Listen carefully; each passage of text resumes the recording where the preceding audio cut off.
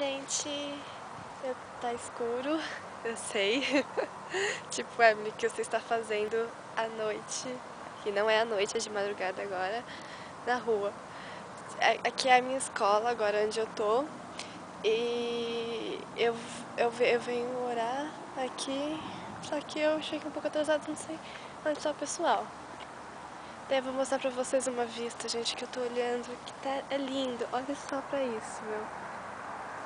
Nossa, é a coisa mais linda. Nossa, eu vou falando com a câmera pra me achar louca. Mas então, agora são 6h20 da manhã. Eu não encontrei ninguém. Não sei se o pessoal tá andando por aí. Não sei se o pessoal tá... se não veio ninguém mesmo. Só sei que eu tô sozinha. Não tô encontrando ninguém. Tá vindo um carro. Ele não vai vir aqui, por favor. Não, ele vai vir aqui. Nossa. É isso aí, gente. Eu acho que o pessoal deve estar pensando assim, o que essa menina tá fazendo sozinha? 6h15 da manhã, tá escuro, dá até pra ver a lua. O que ela está fazendo? Você deve me achar louca. Ai, meu Deus, eu não acho ninguém. Eu não sei se eu vou andando sozinha, se eu faço uma evangelismo sozinha mesmo. Ou se sei lá. Eu acho que eu vou andar sozinha mesmo.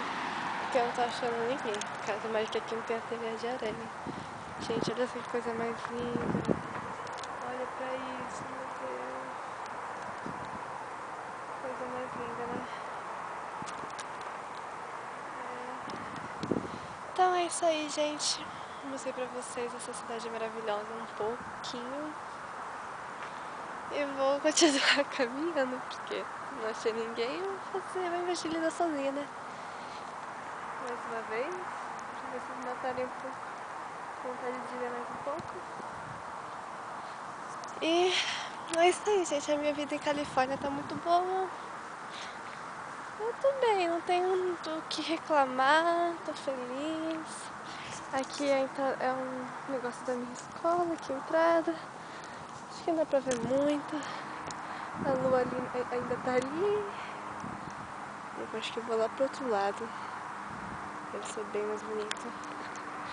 Também que eu não sei até pro lado, né? Aqui é a pista. Cara, é muito lindo aqui.